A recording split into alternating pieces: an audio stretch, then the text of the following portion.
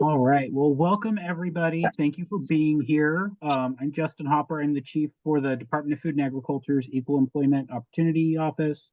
Um, and I'm also the chair for CDFA's Disability Advisory Committee. And so today we have Andrea Kroom from InAlliance to talk about her organization and celebrate National Disability Employment Awareness Month. So Andrea, I'm going to turn it over to you. Thank you. All right, thank you. Thanks for having me. Like I said, I'm Andrea Kroom. I'm with InAlliance. I'm the executive director, and we support people with intellectual and developmental disabilities to live and work and play the way that they want. So I'm going to talk a little bit about National Disability Employment Awareness Month. I'll give you a little history of InAlliance and also the services that we provide, and then I will talk a little bit about the types of employment services we provide to folks with disabilities. And then we will watch a couple of videos to see that in action and give myself a rest from talking. So happy National Disability Employment Awareness Month. So this is a time that we take to celebrate the value and the talent that workers with disabilities bring to the workforce. Also to acknowledge and advocate for the idea that people with disabilities deserve the respect and equal opportunity to employment and things as the same as you or I. So a brief history about this month was the origins are from 1945. It was declared by Congress the first week of October, was National Employee the Physically Handicapped Week. That was aimed at providing employment to disabled veterans returning from World War II. In 1962, the movement grew and it removed the word physically to be a little bit more inclusive of all types of disabilities. And then in 1988, Congress expanded the week-long event to a month-long event and rebranded itself as Disability Employment Awareness Month, where we are today. And each year, the U.S. Department of Labor's Office of Disability Employment Policy selects a themes, and this year's theme is access to good jobs for all, which is kind of right up our alley here at InAlliance. So we also believe that and provide a lot of supports for that. So heading right into that, InAlliance, our mission here is we support the belief that people with developmental disabilities have an absolute right and responsibility to participate fully and equally in society to maximize their quality of life. That's a lot of words to say. We believe that everyone has rights to live, play, and work the way that they want to. And so what we do here, we strive to be an ally for folks with intellectual disabilities, and all of our services are a person-centered approach. We take a look at the person as a whole, not only what is important to them, like being healthy, good mental health, but also what's important. I'm sorry, not what's important for them, like their mental health, their medications, kind of that whole medical side, but also what's important to them, like meaningful relationships, their hopes and dreams, what really makes them tick. And I have a little infographic here kind of showing that person is in the center of all of those things. And here at InAlliance, we really like to focus on what it is that person wants to do and help facilitate that through the various services that we have. So we support over 350 adults with developmental disabilities, and a developmental disability would be something like Down syndrome, cerebral palsy, and a few other things of a qualifying nature. All of our services are 100% community-based, and I'll go through a little history of how that happened. So meaning that all the services that those folks are receiving right now today are all in the community. No one comes to one place, the same place every day. We have 3 administrative offices. We have a Sacramento office, which I'm in here, which is our original site. We have one in Placerville and one in Wheatland. That helps us provide the supports to folks in over 7 counties in the greater Sacramento area. We also employ over 250 direct support professionals, and those are the people that are actually providing the support and the hands-on support to the folks that we support. It's a lot of supports in one sentence, sorry. We're funded by the Alta Regional Center, and we have a little bit of funding through Department of Rehabilitation. If folks do come to us through Department of Rehabilitation, they also have to be an Alta Regional Center client, as our mission is focused specifically on people with developmental and intellectual disabilities. So InAlliance was founded in 1952. We've had a few name changes since then. We were founded by a small group of parents who wanted to find something for their adult children to do after they transitioned and graduated out of high school or transitioned out of the school service. And so we started as a small day program at the Sacramento site. We then had, that's maybe the picture to the right here, I think it's my right, that folks doing some puzzles. And then we have on site here a couple of warehouses, which folks came to do what we called sheltered workshops.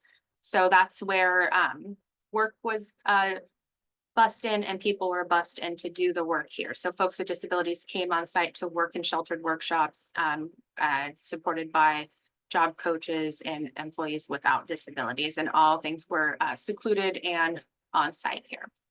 Somewhere in the 80s, there was an idea to ask people what they wanted to do. And you know what? People wanted to be out and about with other people, out where everyone else is. So in the mid 80s, we started to transition away from sheltered workshops and started to do a little dabble in some supported employment, helping people find jobs in the community. So by the 1990s, all of our sheltered workshops were closed and all of our services were provided in the community. Those sheltered workshops are now have been turned into administrative offices. In 1993, we were one of the first pilot projects for supported living, and I'll talk a little bit about that in the next slide of what that is and what that looks like.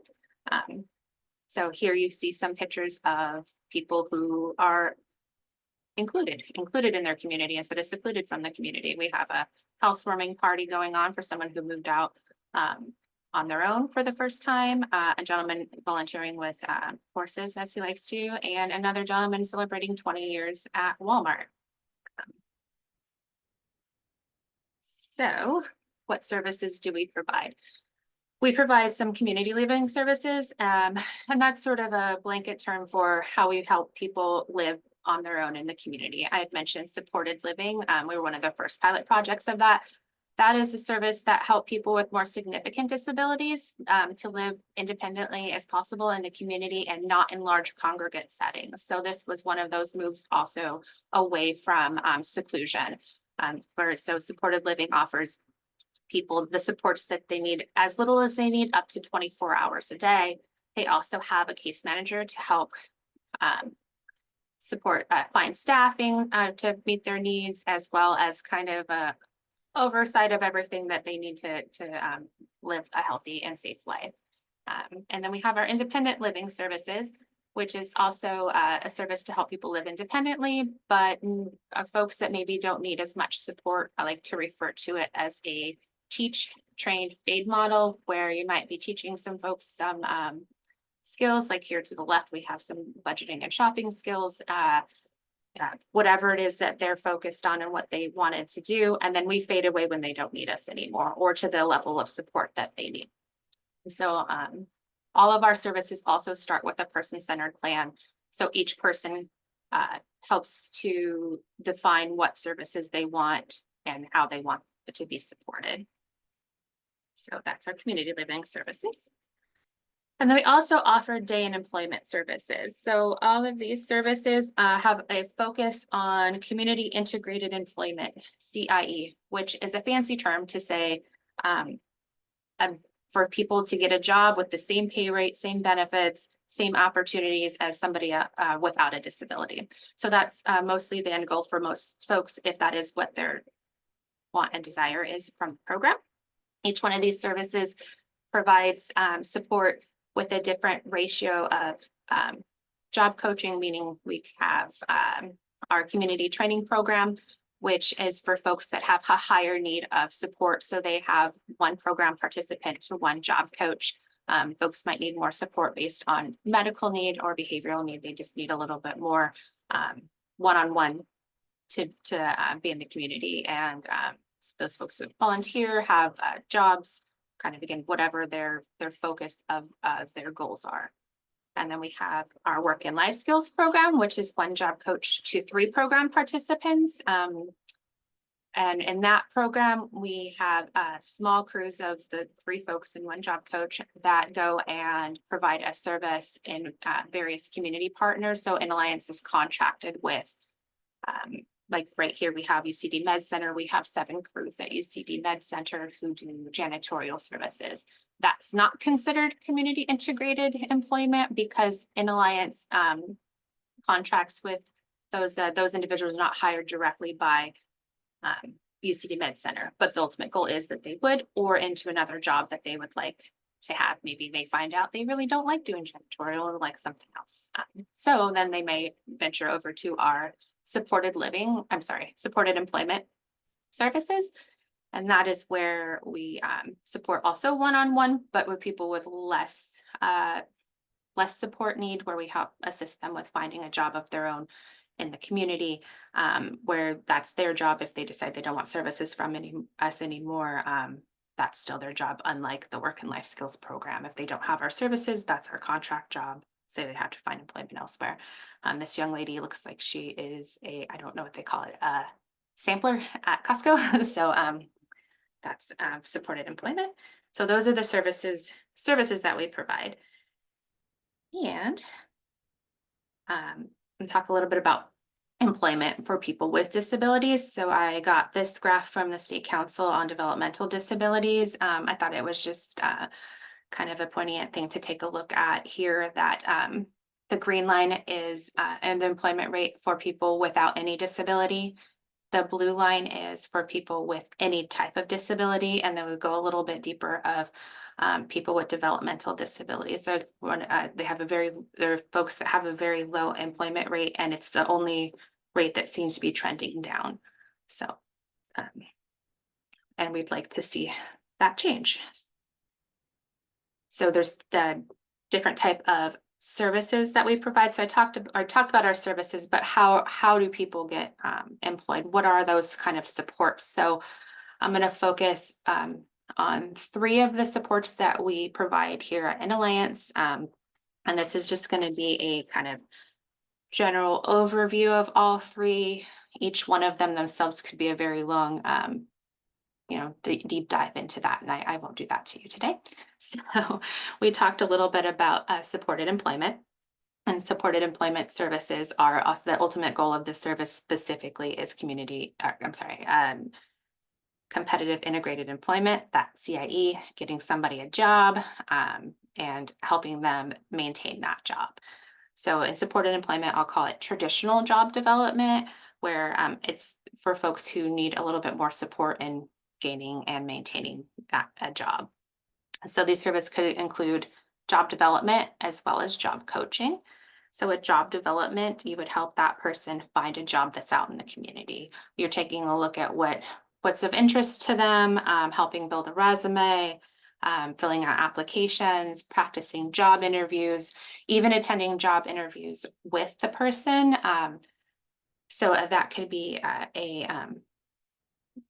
support that we do provide. And the job developer builds relationships within the community of different employers, so that when there is a position open, that employer knows that they maybe InAlliance might have somebody who could work for that, so they kind of connect in that way. And then once that person actually is hired on a job, then they'll get job coaching, where they have some intensive supports up front for like a few weeks, where that job coach might be with them every day they work to help learn new tasks and train them on that. And then they fade away to a little bit less level of support until that person just to the level of what they need. So that's supported employment. The individual placement supports. IPS is actually, we're part of a grant project with the Mind Institute. We're working on utilizing this model in the intellectual disability field. It is used widely in the mental health field. So IPS is a regular support that you would see with folks with mental health as their primary diagnosis. So the ultimate goal of this is also finding competitive integrated employment and maintaining that employment. There's more of an emphasis on the whole interdisciplinary team of including the medical doctors and the mental health practitioners within IPS, as well as a little bit different of how the supports are layered. So somebody would have the same person, job developer and job coach, for one whole year. So that person would really know them and work with them for 1 year, and then there would be a step down to a job coach where that person maybe had mastered the job.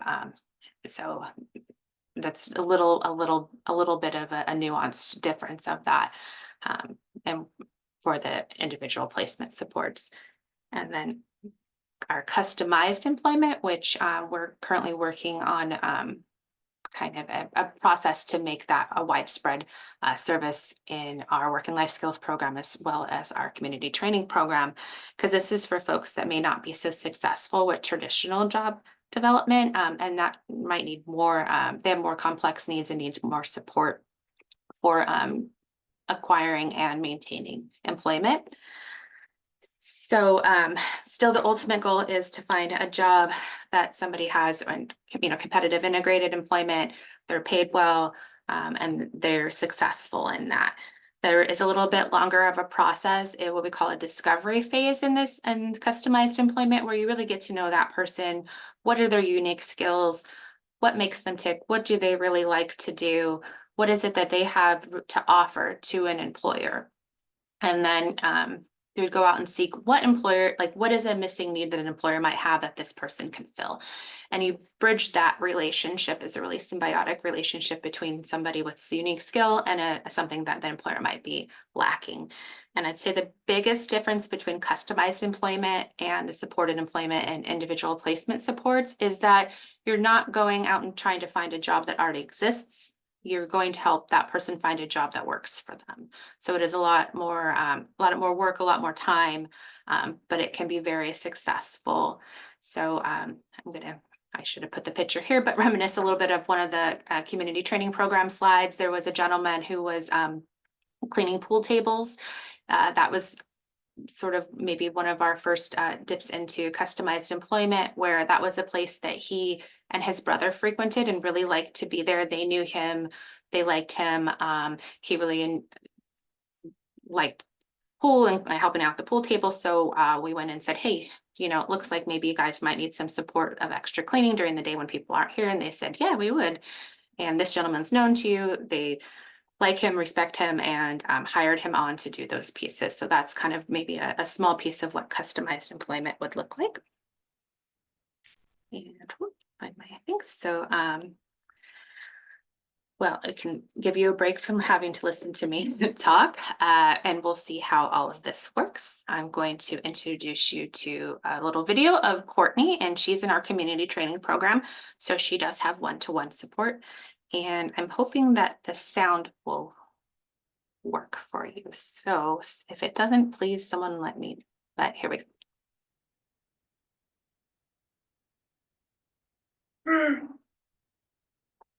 My name is Courtney Duhigg. I have been with InAlliance since 2013. I am in community training program 2 with Liz England.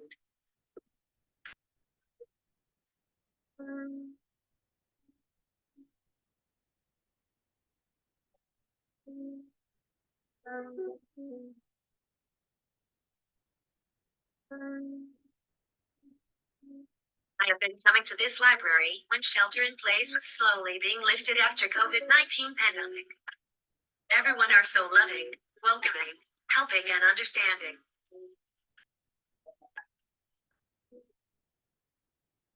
I started with alphabetic children books, and later I was asked if I want to help with one of the library's event called Explore and Learn for Kids. My staff and I got clearance to engage with kids here at the library on Wednesdays. Then, on Thursdays I help in cleaning books, processing books when it gets discontinued, checks educational kids if it has all the items listed. Sometimes, I help in pulling the checked out books as well.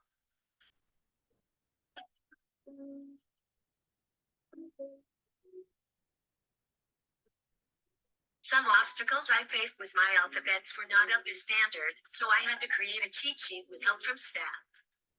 I also need a lot of physical support from my staff as I am not able to perform all tasks independently. Also, when getting the clearance, I had a hard time with my fingerprints, but all done and dusted. My staff and I went through all the process and paperwork together, and it felt like breeze.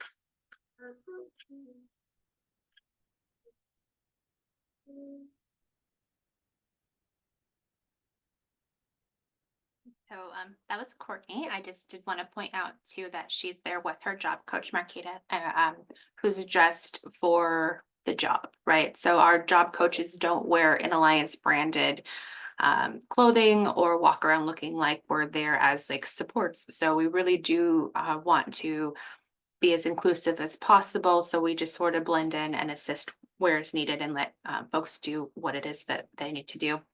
And I want to also mention that Courtney, what she's been volunteering there, as she said, with the children's activities and the library, thinks that her that she's valuable and really adds to the culture there, that they're looking at some way to create a job for her too. So that's kind of a cool thing. So and then we will also meet John. He is in our supported employment program.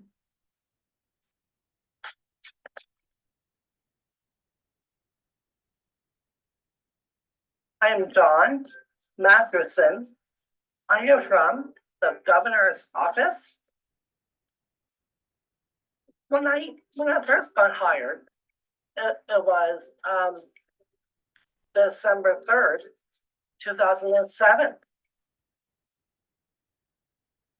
That's when Arnold Schwarzenegger was a governor. My job coach. Yeah, I have been working with him a long time. He does help me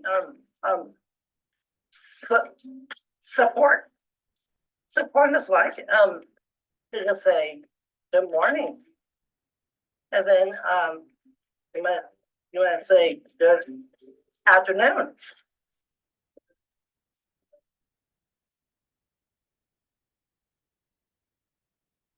My job is kind of like I deliver newspapers as the mail comes to my office.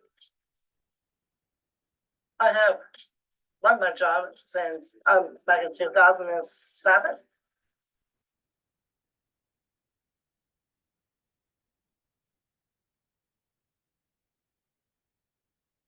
So that was John, and he's made it through many administrations of governors here at, and still working in the mailroom. Again, he's in our supported employment, so meaning he has more minimal support because he's developed a really good support, what we call natural support, so coworkers and things like that that can help him if he needed it during the day. And the job coach just goes in and checks in to make sure that things are going or navigate some issues that he might be having. And this actually, my quick talking, I apologize, brings us to the very end, and I want to know if there's any questions.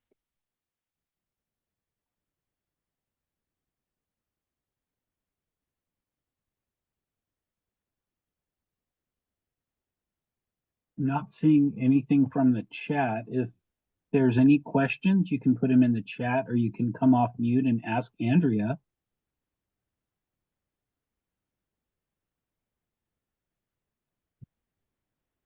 Justin, I have a question for Andrea. Yes. How many current employees, I guess you would call them, do you have? We have a total of about 270 employees, or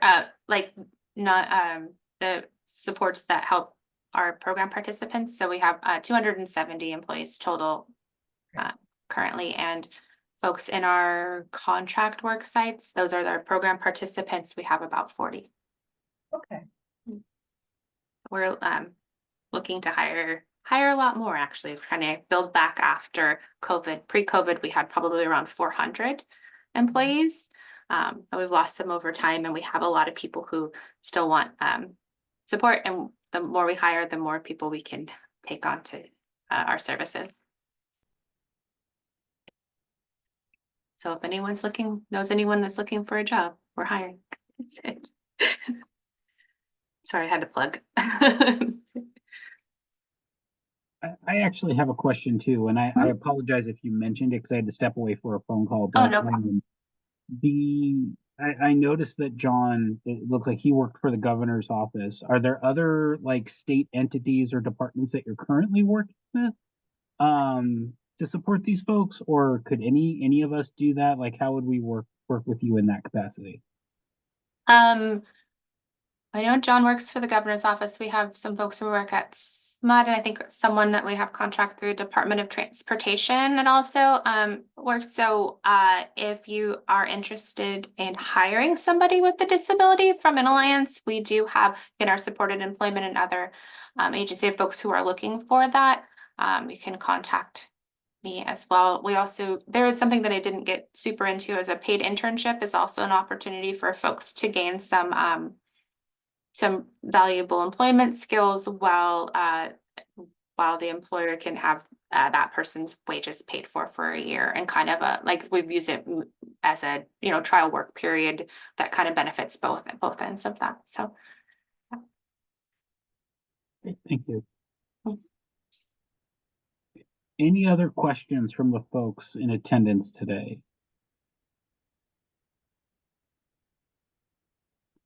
Okay, well, I'm not seeing anything, so we will make sure to share information about InAlliance on our CDFA's public webpage. So if other questions or stuff come up that you want to ask Andrea or get in contact with InAlliance for, all of that information will be there.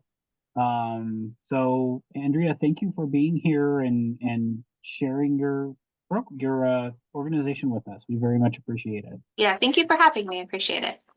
Great. Well, everybody, thank you all for being here today. And thank you for joining us for all of our events over the last few months. For those of you who are here from CDFA, I know we have folks from other departments. Please make sure to take the Change in Disability survey if you haven't done so already. That's open for everybody. We want full participation. Whether you do or do not have a disability, that would be very helpful for folks to take that survey for us. And for those here from other departments, thank you for being here, and keep an eye out for future events. We have something planned next month for recognition of veterans. So please keep an eye out for that. Thank you all for being here, and have a great rest of your day. Thank you.